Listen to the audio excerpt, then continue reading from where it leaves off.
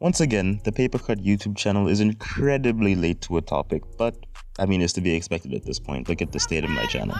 About a month ago at the time of recording this, the trailer for the upcoming Disney animated film Hexed was dropped, and the internet had a completely normal and well-adjusted reaction. So that was a fucking lie. No, not actually. People, specifically those part of the Owl House fandom, lost their fucking minds over it. So I'm going to do one of the things that I do best, which is point out fuckery and logical lapses within our community. Also, shout out to my good friend Robin for finding the original TikTok that gave me this idea. The biggest accusation being thrown around at the time of the trailer's release is that it was a blatant copy / ripoff of the Owl House. So let's look at that accusation and see if it holds any water. How are the Owl House and Hexed similar?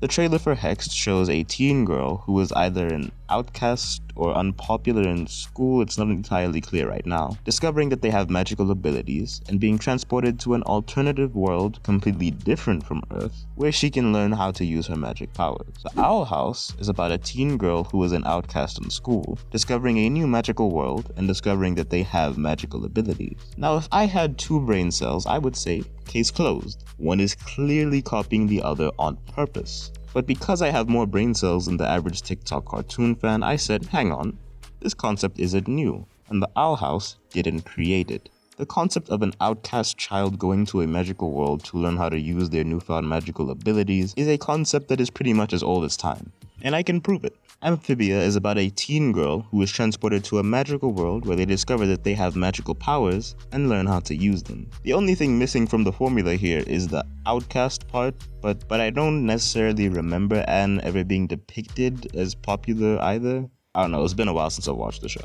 And you know what's so funny? Amphibia premiered before the Owl House. But you would never hear anyone saying that the latter copied the former. Because guess what? Amphibia didn't create the idea either. The Life and Times of Juniper Lee is about a teen girl who lives in a normal human city, but discovers that there's a different magical part of it that she has been tasked to protect with her newfound magical abilities. But you would never hear anyone say that Amphibia copied Juniper Lee, because the latter didn't create the idea either. Harry fucking Potter is about a teen boy who is an outcast in his own family, let alone outside in society, who learns that he has magical abilities and goes to school in a world completely separate from the regular Earth to learn how to use them. But even that didn't come up with the idea. The Chronicles of Narnia, The Sword and the Stone, Lord of the Rings, I probably even forgot some. To say that a movie, show, book, whatever, is a ripoff or copy purely because it shares the same or similar trope is completely asinine. Because at that point, what you're getting at is, once someone comes up with an idea, nobody is ever allowed to touch it again, even if they can do it in a better or different way. If that were the case, the Owl House would never exist. Let's keep it a stack. I'm gonna be extra petty and give you the definitions of these words to illustrate my point, because literacy is on a decline. I don't care if you call me a nerd or not. A ripoff is a cheap or exploitative imitation. None of the media I just mentioned fit this definition because they are not cheap or exploitative in nature, and the people who made them weren't trying to imitate one another for malicious intent. They simply used similar ideas. A bootleg is something that is illegally made, copied, or sold, which again, none of these fit. And listen, everyone, gather around, pay attention. Just because something uses a similar idea as something that you like doesn't mean that it was copied. You have the IQ of a walnut, and you need to go on TV tropes once in a while if you genuinely think this. And mind you, people are saying this after the first teaser trailer for the movie dropped. We know pretty much nothing else about the rest of the movie, except for 2 minutes of clips that are being used to market it. And this issue leads into something that I think is even more egregious, and quite frankly, separates actual fans and appreciators of animation from the pretenders, the fakes. I found you, faker!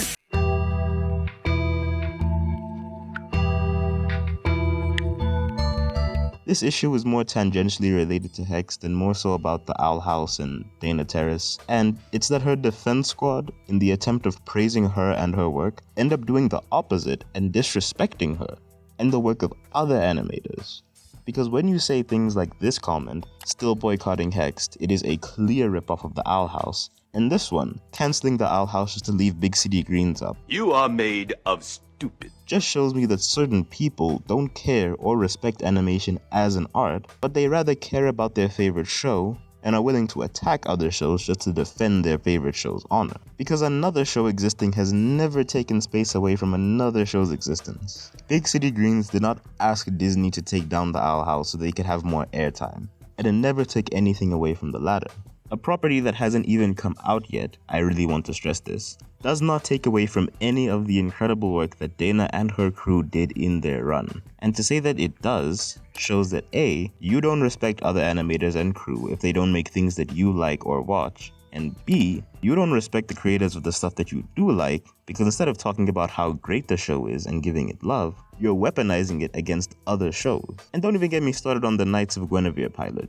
I watched it when it dropped with a few of my friends, and the immediate reaction was, holy shit, she's taking shots at Disney. She's trolling Disney, guys. Isn't she so cool? Don't you like hating Disney, guys? I get it! I saw more of that in the immediate reaction to the pilot than people talking about the actual pilot. I get it. You hate Disney. Join the fucking club. But when your hate for a company overshadows your enjoyment for a creator that you allegedly respect, then I really have to question your intentions. If Ian Jones Cordy came out with a brand new animated show and it happened to even slightly reference how Cartoon Network completely destroyed OKKO's run, that would be the last thing on my mind. The last thing I would talk about, because I would be more happy that he's getting big work. This is what I meant by separating the real fans from the fakers. It's a lot of people who attach themselves to one show and don't have any others in their mind, who will use that show to hate on anything that even breathes in their direction. And since I mentioned Disney just now, I have to say that I understand that Disney completely shafted the third season of The Owl House and forced them to end their story abruptly. I understand that there was corporate fuckery going on behind the scenes, and I hate it whenever that happens, no matter what show it is. But you don't have to use that as a reason as to why you're not going to watch a movie that you probably weren't even going to care about this much if you weren't a fan of The Owl House. But now, since I've brought it up, I guess I have to address an elephant in the room. And I'm going to be completely serious for this next section because I don't want anything here to come off the wrong way or to have my message muddled if I incorporate my usual jokes and humor into it.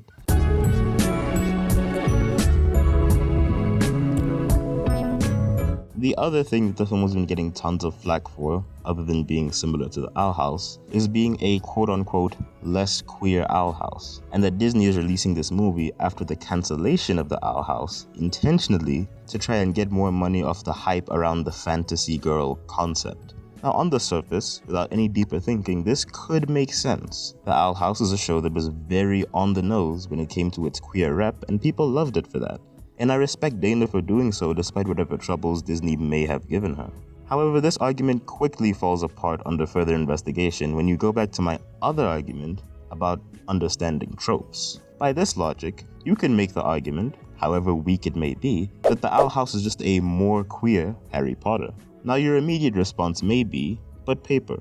A show using a popular concept, but adding more queer elements doesn't make it worse or less valuable inherently. And you would be absolutely correct, but you would also have to submit that the inverse is true, and that a show using a popular concept and not having queer elements doesn't make it inherently bad or less valuable. The creator of the movie and the writing crew are not obligated to have any of these themes in it if they have no importance in the story or they simply didn't think about it. We do not have any evidence that Disney actively looked for a similar concept to the Owl House but with less gayness and decided to go forward with it, and again, to use that theory as an excuse as to why you won't watch a movie that you probably weren't going to watch anyway is very disingenuous and kinda lame. You could have pointed to so many things in the trailer as reasons to not watch it, like the fact that the character designs seem quite derivative or stale, which is a criticism I have seen leveled at the trailer. You could even talk about how the outcast character doesn't even look, act, or seem like an actual outcast, and how that could probably hurt whatever story they want to tell. These are tangible things in the trailer that you can criticize. But the very weak argument that it's just going to be a less gay Owl House, and that Disney are doing this to spite Dana or fans of the show is just lazy to me. And I want to defend myself preemptively because I know it may seem like I'm defending or giving Disney the benefit of the doubt in this video, but I actually don't even want to do that. I'm just being completely logical. But do you want to know why I don't want to defend Disney? You wanna know why I don't like this argument? It's because a year ago, they tried to remove an episode of Moon Girl and Devil Dinosaur from the face of the earth because the episode focused on a transgender character. I made a video on that.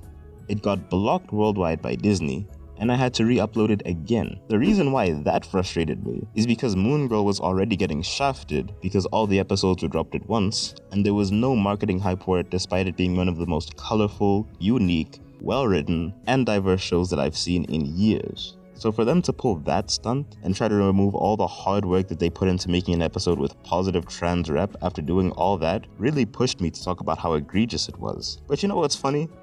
I saw less action and less support for that issue than this issue here. I saw maybe 3 other videos at the time by some smaller creators, one of which is a good friend of mine, the Critical Nerd, who talked about it, and that was it. And on Twitter, people were talking about it, but with not nearly the same amount of vitriol as this situation. And I'm going to be honest, that upsets me, because what it shows me is that when there are actual tangible issues that need to be addressed and actual censorship happening, that will get less attention than people using queerness in the context of the Owl House being cancelled as a reason to hate on a movie that hasn't even come out yet. You have every other reason to hate Disney. You have multiple examples of them intentionally censoring the creators' visions because they were too pussy to put anything involving a rainbow in their shows.